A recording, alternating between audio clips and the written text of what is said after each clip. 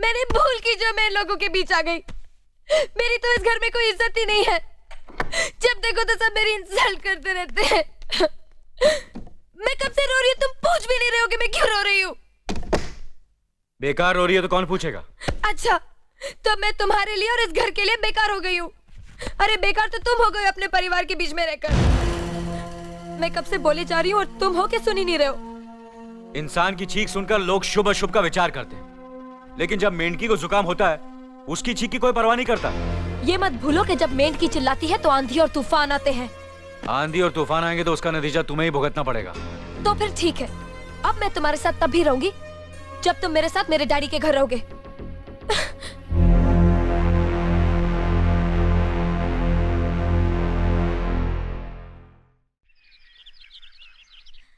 हमारी मीना बहुत प्यारी बच्ची है, लेकिन उसमें अभी भी बचपना है। हमारे तौर तरीकों को नहीं जानती है ना, लेकिन आहिस्ता आहिस्ता हम उसे सब सिखा देंगे।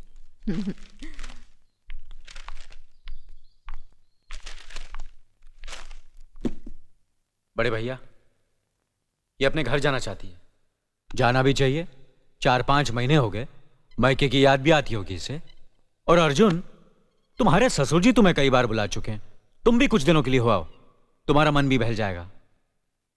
अगर ये वापस लौटने के लिए जा रही होती तो मैं जरूर जाता, मगर ये तो हमेशा के लिए इस घर से जा रही है। कैसी बातें कर रहे हो? अगर तुम दोनों के ख्यालात एक दूसरे से नहीं मिलते तो इस मामले को घर की 4 दीवारी में बैठकर आपस में सुलझा लेना चाहिए। बहू शहर की पढ़ी लिखी लड़की है, उसे गांव की रीति रिवाज के बारे में क्या मालूम। यह तो तुम्हारा फर्ज बनता अर्जुन कि तुम उसे हमारे तौर तरीके सिखाओ। सिखाने से कोई फायदा नहीं बड़े भैया, ये खुद को इस माहौल में डालना ही नहीं चाहती, इसलिए भेज रहा हूं। अच्छा, तो तुमने फैसला भी कर डाला? बड़े भैया, बात यह है कि मैंने मीना को, तुम बहुत समझदार भी हो गए हो ना, तो फिर तुम्हें इतना तो समझ लेना चाहिए, अगर बहू अपने आप को बदल नहीं पा रही है तो तुम बहू के मुताबिक बदल जाओ। आखिर वो तुम्हारी पत्नी है, उसका साथ देना तुम्हारा धर्म है। तुम्हारे भरोसे ही तो उसने अपनी सारी जिंदगी सौंप दी तुम्हें।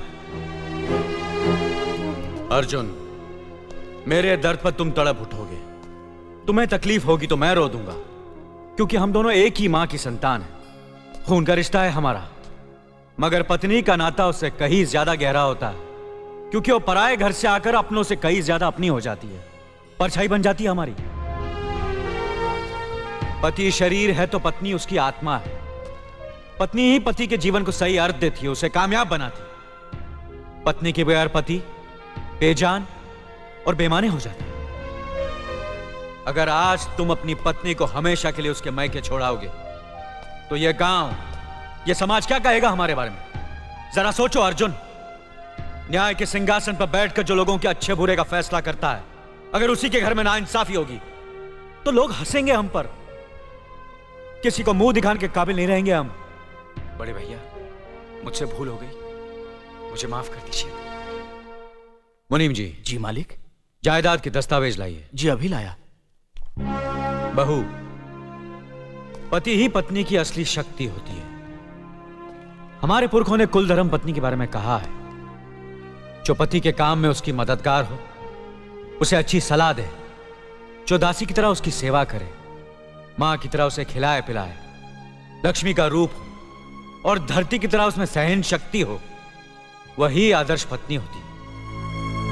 औरत की सोच मर्द का मुकद्दर बनाती है। वो जब बनाने पर आती है तो कुटिया को महल कर देती है, और जब बिगाड़ने पर उतरती है तो महल को मिट्टी का ढेर बना देती है। मालिक, ये जायदाद के दस्तावेज हैं।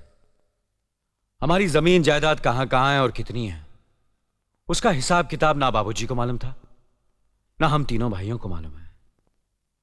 बहू, तुम पढ़ी लिखी हो, आज से इसका हिसाब किताब तुम देखोगी। लक्ष्मी जी। अपनी चाबियों का गुच्छा और ये कागजात बहू को दे दो।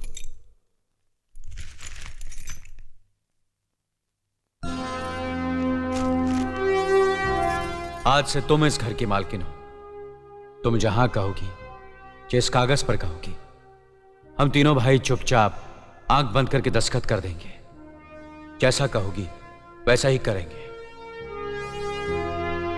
बस एक ही विनती है बहू, हम तीनों भाइयों को अलग करने का ख्याल अपने मन में कभी आने मत देना।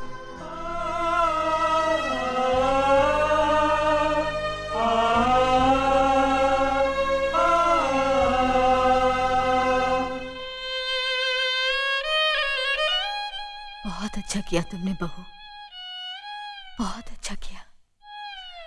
इनकी आंखों में आंसू देखने की हमने सपने में भी उम्मीद नहीं की थी, लेकिन तुमने हमें दिखा दिया। बहुत अच्छा किया तुमने, बहुत अच्छा किया।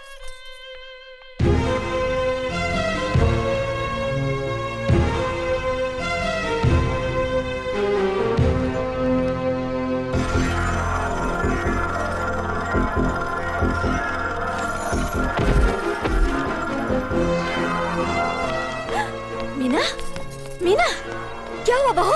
मीना, मनी जी जल्दी से डॉक्टर को बुलाइए।